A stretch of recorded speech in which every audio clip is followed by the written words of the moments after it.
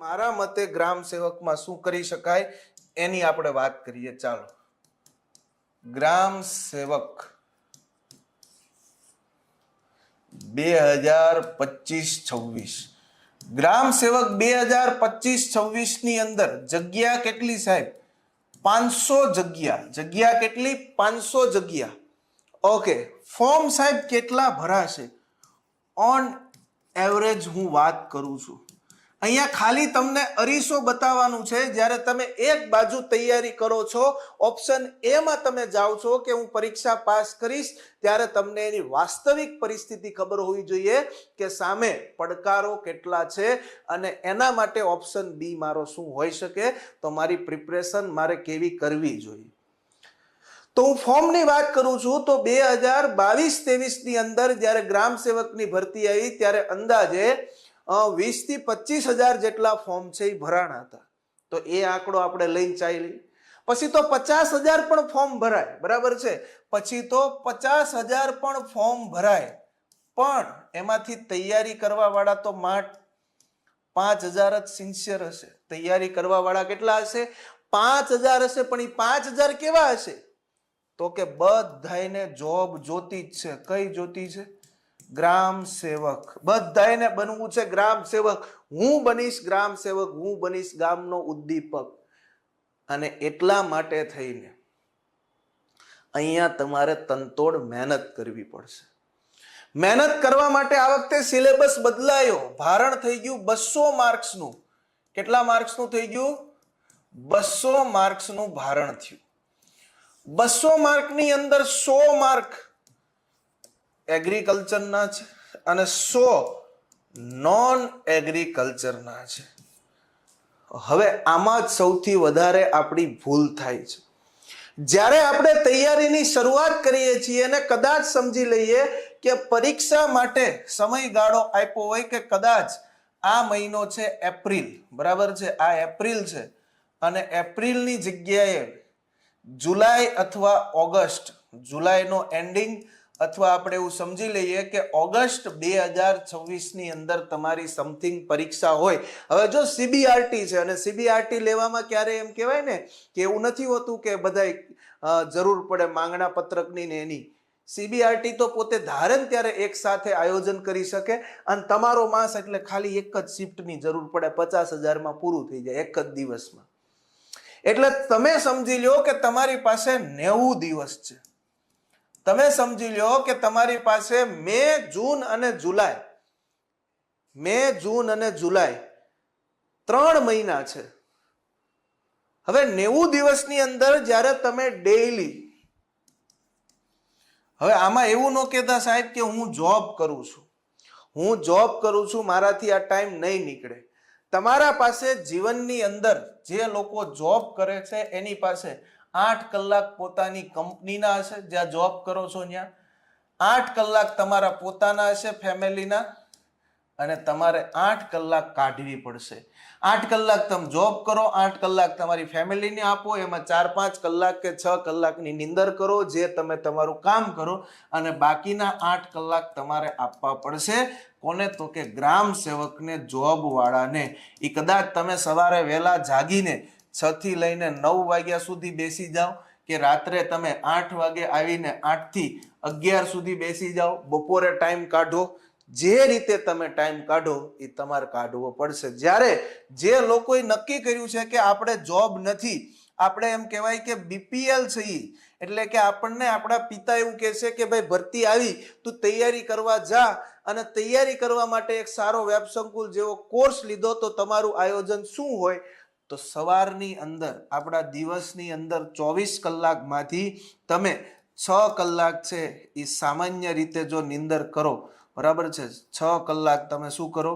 નીંદર કરો. તમારી 3 ટાઈમની 3 કલાક છે એ તમારી બ્રેકફાસ્ટ, જમવાની, ડિનરની, લંચની ગઈ, અને 1 કલાક તમારી બીજી ગઈ. એટલે હું દિવસના 10 કલાક કાઢી નાખું છું. ચાલો, 6 કલાક નીંદર ના ગયા, સવારે 1 કલાક, બપોરે અને સાંજે 1-1 કલાક જમવાની બગડી, 1 કલાક આપણે ભાઈબંધ મિત્રોને ફોન કરતા હોય, પરિવારને ફોન કરતા હોય, એની કાઢી, અને વધ્યા કેટલા? 14 કલાક.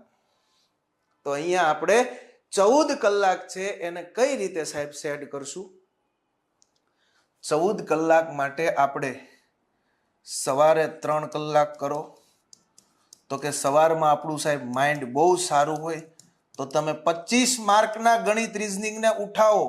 25 માર્કના ગણિત રીઝનિંગને ઉઠાવો. હું એવું નથી કહેતો સવારમાં એગ્રીકલ્ચર કરો, રાત્રે જ એગ્રીકલ્ચર કરો.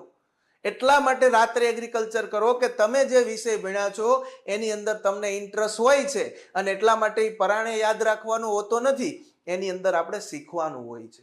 એટલા માટે એવું નથી કે રાત્રે તમે ઊંઘ આવી જાય વિડીયો લેક્ચર જોતા જોતા. નહીં, તમને નીંદર નહીં આવે, કારણ કે તમને એમાં નવું જાણવાની ઉત્સુકતા થશે. તો એટલા માટે થઈને 3 કલાક તમે ગણિત રીઝનિંગને આપો. કદાચ તમે એવું શરૂ કરો છો કે હું સવારે 8 વાગે લાઇબ્રેરીની અંદર એન્ટર થાઉં છું તો 8 થી 9, 9 થી 10 અને 10 થી 11, તો હું 8 થી 11 છે અહીંયા આપી દઈશ. કોને આપી દઈશ? તો કે હું ગણિત રીઝનિંગને આપી દઈશ. તમારા આરામથી એક ગણિત અને એક રીઝનિંગનું ચેપ્ટર મસ્ત સોલ્યુશન થઈ જશે. તમે જો એમ કહેવાય કે વિડીયો લેક્ચરના માધ્યમથી જોતા હશો તો આજે હું એમ કહેવાય કે ચાલો લોહીના સંબંધો જોઈ લીધા, કાલે એમ કહેવાય કે હવે શું તો કે હું એકાદું નફો ખોટનું ચેપ્ટર જોઈશ, તો રોજ એક ગણિત અને એક રીઝનિંગનું એમ કહેવાય કે ચેપ્ટર તમે કરી શકશો. એનાથી સમજો તમે આગળ ચાલો છો. હવે 11 વાગ્યાથી તમે બ્રેક લીધો, અડધી કલાકનો કાયદેસર તમે બ્રેક લઈ લો. 11 થી 11:30 ચા પી લો, ફ્રેશ થઈ લો, બરાબર છે. લાઇબ્રેરીની બહાર આટો મારી લો, કોઈ વાંધો નહીં.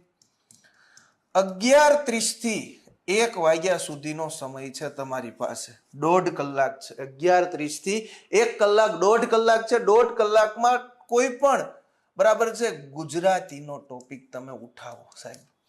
1.5 કલાકમાં કોઈ પણ હોય, કદાચ છંદ હોય, અલંકાર હોય, સમાસ હોય, બરાબર છે, જોડણી હોય, સંધિ હોય, કોઈ પણ થઈ શકશે. એટલે ચિંતા કરોમાં થઈ જશે. 1 વાગ્યા સુધીમાં થઈ જશે. એક ટોપિક ગુજરાતીનો ખતમ થઈ જશે. જમી આવ્યા, ઓકે, થોડુંક વામ કુક્ષી કરી લીધી, ઓકે, કોઈ વાંધો નહીં.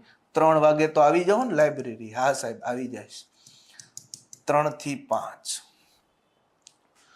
3 થી 5 છે એ તમે કોઈ પણ જનરલ અવેરનેસનો કે રોજ તમે સતત 10 દિવસ બંધારણના 10 મુદ્દા છે તો 10 દિવસમાં બંધારણ ખતમ થઈ જશે. ઇતિહાસના 10 મુદ્દા છે તો 10 દિવસના તમે 2-2 કલાક આપશો તો તમારું એમ હિસ્ટ્રી ખતમ થઈ જાય. એવી રીતે પોલિટી, એવી રીતે કલ્ચર, એવી રીતે જીઓગ્રાફી ચાલશે. તો ટૂંકમાં 3 થી 5 તમારે GS ને આપવાનું છે. પણ તમે સવારથી સાંજ સુધી એકની એક ચોપડી લઈને બેહો, એકનું એક ચેપ્ટર લઈને બેહો, એકનું એક એમ કહેવાય કે પેજ લઈને બેસો, એ ફરે જ નહીં, ફરે જ નહીં. એ નથી. અહીંયા સ્લોટ બદલી નાખો. સ્લોટ બદલવી જ જોઈએ, બરાબર છે. સવારમાં ગણિત રીઝનિંગ છે, એના પછી ગુજરાતી છે, એના પછી જનરલ અવેરનેસ છે, અને હજી તમે એમ કહેવાય કે સાંજ પડે છે, અહીંયા 5 વાગે તમે બ્રેક લઈ લો, સરસ મજાની એમ કહેવાય કે પાછી ચા પી આવો અને 5:30 થી તમે શરૂ કરો તો તમારું જમવાનું મારા ખ્યાલથી 7:30 આવતું હોય છે. શું આવતું હોય છે? 7:30 છે આવતું હોય છે, બરાબર છે. તો અહીંયા તમે જો જોવા જશો, બરાબર છે, તો તમારે ઉઠાવવાનો છે કયો ટોપિક અહીંયા? તો કે અહીંયા તમારે ઉઠાવવું હોય તો તમે હવે એગ્રીકલ્ચર ઉઠાવી શકો છો. એગ્રીકલ્ચરની અંદર પણ પહેલા નક્કી કરો કે મારે પહેલા એગ્રોનોમી પૂરું કરવું છે. એમાં એવું નથી કે આજ રોગ વાંચું કાલ ઓલું વાંચું, નહીં. પહેલા એગ્રોનોમી પકડો તો એગ્રોનોમી પૂરું કરો, પછી બાગાયત પકડો તો ઈ પૂરું કરો, પછી કૃષિ વિસ્તરણ લીધું તો ઈ પૂરું કરો, અર્થશાસ્ત્ર લીધું તો ઈ પૂરું કરો. અને સાથે એના જ્યાં જ્યાં તમને એવું લાગે છે પૂછાયેલા પ્રશ્ન છે, તમારી પાસે 2022નું ગ્રામ સેવકનું પેપર છે એ હોવું જોઈએ, બરાબર છે. એગ્રીકલ્ચર આસિસ્ટન્ટના પેપર છે એ હોવા જોઈએ. PHનું ગ્રામ સેવક છે એનું પેપર હોવું જોઈએ. અને તમને ખ્યાલ હોવો જોઈએ કે આમાં કયા ટોપિકને મહત્વ આપવામાં આવ્યું છે, ઈ પણ તમને ખબર હોવી જોઈએ એગ્રીકલ્ચરનું. જેથી વાંચો ત્યારે તમને ખ્યાલ આવશે કે હા, આની અંદર બાગાયતની અંદર નર્સરી ઉપર ભાર આપવામાં આવ્યો હતો, બરાબર છે. આની અંદર એગ્રીકલ્ચરની અંદર નીંદણ ઉપર ભાર આપવામાં આવ્યો હતો, બરાબર છે. તો એ તમને ખ્યાલ આવશે. તો એટલા માટે તમે ત્યાં એગ્રીકલ્ચર લઈ શકો 5:30 થી 7:30. હવે તમારા દિવસના કલાક કેટલા થયા? જો અહીંયા 3 કલાક આપી, 3 કલાક પછી તો કે સાહેબ 1.5 આપી, અહીંયા 1.5 કલાક આપીને અહીંયા કેટલી આપી? 3 થી 5, 5:30 થી જાય એટલે કે 3 ને 2 5 ને 2 7 ને 8, 8:30 થઈ અને સાંજે તમે આવો છો. 8 8:30 નીકળી ગયા, 8 વાગે રૂમે આવ્યા, ફ્રેશ થયું, ઓકે 9 વાગ્યા સુધી કોઈ પણ તમે તમારા પરિવાર સાથે વાત કરીને છેલ્લે 9 થી 11 નો જે સ્લોટ છે 2 કલાકનો, બરાબર છે, તો આ 2 કલાકનો સ્લોટ છે, બરાબર છે, ઈ તમે અહીંયા રાખો, બરાબર છે, 2 કલાકનો સ્લોટ અહીંયા રાખો. એની અંદર ફરી વખત તમે તમારું શું નક્કી કરો, એગ્રીકલ્ચર પાછું શરૂ કરો. એટલે એગ્રીકલ્ચર એકલું દિવસમાં કરવાનું નથી, બરાબર છે, આ તમારો શરૂઆતનો ટાર્ગેટ છે. આ મેં તમને એવું કીધું છે કે જે વ્યક્તિ એમ કહેવાય કે હજી ફ્રેશ હોય, સેમ 6 પૂરું કરીને આવ્યો હોય, કદાચ MRS કરતો હોય, MSc કરતો હોય, બરાબર છે, ડિપ્લોમા એગ્રીકલ્ચર પૂરું કર્યું હોય, ક્યાંક એમ કહેવાય કે હવે એને ઈચ્છા થઈ હોય નોકરી મેળવી છે, બરાબર છે, તો એના માટે છે કે એ આવું તો કરી જ શકે. તોય સાહેબ કેટલી કલાક થઈ, તમારી 10.5 કલાક થઈ અને હજી તમને મારે પહોંચાડવાના છે, ક્યાં પહોંચાડવાના છે, 14 કલાક સુધી પહોંચાડવાના છે. અને પછી ધીમે ધીમે તમારે હવે અહીંયા ટાઈમ વધારવાનો છે. ક્યારે, તો કે 1 મહિનાની અંદર તમે તમારું ગુજરાતી, ઇંગ્લિશ પૂરું કરશો, ગણિત પૂરું. સાહેબ રોજ 30 દિવસની અંદર તમે જોવા જાઓ તો 30 દિવસની અંદર 30 ચેપ્ટર ગણિતના જાય, 30 ચેપ્ટર છે એ રીઝનિંગ ના જાય, બરાબર છે, 30 ચેપ્ટર ગુજરાતી ના જાય, 30 GS ના ટોપિક જાય અને કદાચ 15 એગ્રીકલ્ચર ના જાય, તોય ક્યાં વાત જાય, 1 મહિનામાં તમે 30% સિલેબસ પૂરો કરશો. અને પછી 1 મહિના પછી આપણે 8 ની જગ્યાએ અહીંયા વહેલા 7 થી શરૂ કરો, બરાબર છે, અહીંયા 9 ની જગ્યાએ રાત્રે 12 વગાડો, ધીમે ધીમે એડ કરવું પડશે. અને આવી રીતે ટાઈમ ટેબલ સાથે, એટલે એવું ન માનતા કે આવી રીતે અમે અત્યારે ભરતી આવી છે અને પાડી દેશું. મિત્રો, યોગ્ય તમારી પાસે માર્ગદર્શન, યોગ્ય પુસ્તક અને યોગ્ય તમારું ટાઈમ ટેબલ હશે તો જ તમે ચોક્કસથી સફળતા મળશે. જો તમારી પાસે ટાઈમ ટેબલ નથી, આપણે એમ કહેવાય કે ગાંડાની જેમ મહેનત કરીએ છીએ, ગાંડાની જેમ વાંચીએ છીએ, કયા સબ્જેક્ટને મહત્વ આપવું એ જ ખબર નથી. અને આ 200 માર્કથી કદાચ તમે એવું સમજી લો કે બંધારણ, ઇતિહાસ, ભૂગોળ વાળા 35, ગુજરાતી વાળા 20, ઇંગ્લિશ વાળા 20 અને ગણિત રીઝનિંગ વાળા 25, 100 માંથી તમારે 80 માર્ક આવે છે, તો એ 80 માર્ક કદાચ 100 ના એગ્રીકલ્ચર માંથી તમને 40 આવે છે, તો 120 સુધી તમે પહોંચી શકશો. અને 120 નો સ્કોર એટલે બહુ સારો સ્કોર કહેવાય.